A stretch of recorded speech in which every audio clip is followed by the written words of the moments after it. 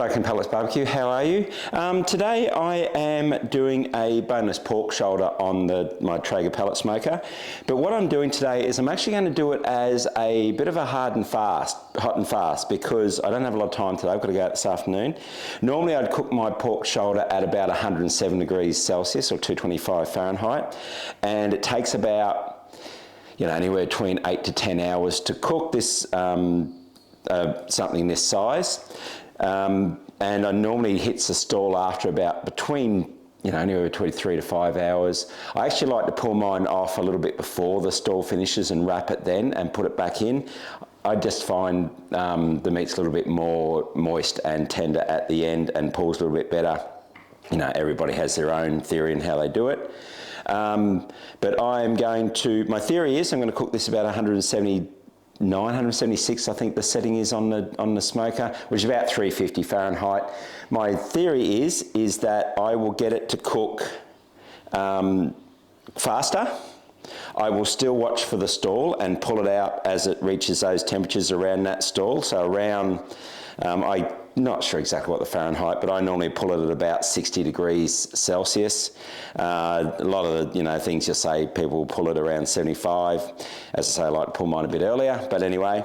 So I'm still going to pull it out at that time and wrap it and get it back in, and I'm trying to get it to cook. I want to get it to cook in about 4 hours. Now the reason for that is because what I'm thinking is, obviously we cook low and slow to break down all the sinew and the muscle and the collagen and the fat and stuff inside the meat, which is why it goes through that stall.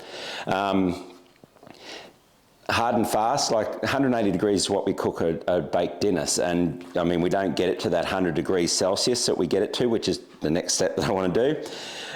So I'm sort of assuming if I cook it at a higher temperature that some of the meat is going to pull together a bit.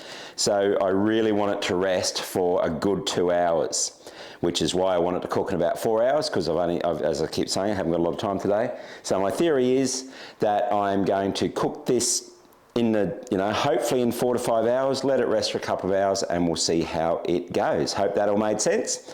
I'll see you at wrapping stage. Okay, so we're 2.5 hours in, and this has hit the 65 degrees that I mentioned before that I wanted to get it to wrap it.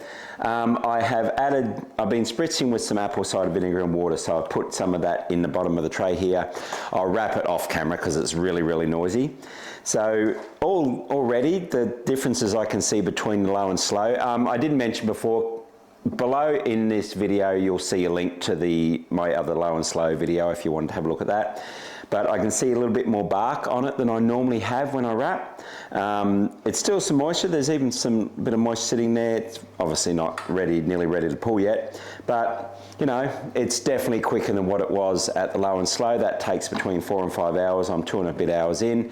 So I'm sort of hoping, already I can tell though that I'm not going to get it done in 4. So let's aim for 5. Anyway, I'll wrap this, get it back on, and I'll come back when it is ready to pull. Speak to you then. We are back. So look, straight off the bat, I didn't get this to temperature in the time that I wanted. It took a lot longer than what I was expecting, and this is a lot harder than what I was expecting. It didn't get up to the temperature that I wanted, and I'm not entirely sure it's going to pull. It smells amazing. It smells like when you do a baked pork. So, and I know all cuts of meat are different, but I pulled this off, as I said earlier, at the middle of the stall, which was only after about 2.5, 3 hours from memory. But then it's been on another 3 or 4 hours, so it's starting to get into the same time frame. Definitely doesn't pull as well. It is pulling, but definitely not as well as what it pulls on the low and slow cooking method. So I can pull that apart with my hands. It's still quite hot. I mean, it's not as moist, I will say as well. Tastes good, but it's definitely not as moist as the low and slow. This bit here is really nice and moist. Don't get me wrong, it's not dry as a desert. It's got a harder bark on it, but it is pulling okay. And you know what, if you were in a hurry, and you wanted some pulled pork and you didn't want to cook it as long, you wanted to cook it higher, then this is fine. All cuts of meat are different, I know, and others will take a lot longer, some others will take a lot shorter. But for me, the outcome of this with the, I don't know how well you can see that, there is some bark on top there, it's quite heavy bark, so if you like that, that's what you do. For me, some good pulled pork there, but nowhere near as soft and as tender and as moist as the low and slow. So, as I say, I'll try it with different cuts of meat because they're all different. But what I tried to here was cook it at a high temperature to get it up to the pulling temperature a lot faster. That didn't really work. As I mentioned, it didn't get to the 100 degrees I normally want. I pulled this off at about 94 degrees, which is still 2 degrees Celsius under the, around the 203, 205 degree Fahrenheit that is recommended. And as you can see, it's not pulling as well as the other. It tastes really good, and there's a good smoke ring on it. You can see the smoke ring there, hopefully in the camera. So for my money, I'm going low and slow. I think that's the better way.